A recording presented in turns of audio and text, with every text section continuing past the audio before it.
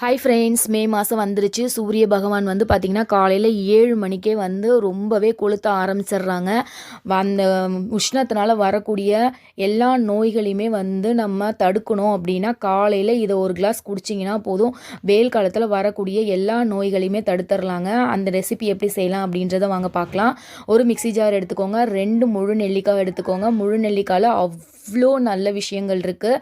ஒரு கொத்து கருவேப்பிலை இதோட ஆட் பண்ணிக்கோங்க. ஒரு துண்டு இஞ்சி பொடியை நறுக்கி இதோட ஆட் பண்ணிக்கோங்க.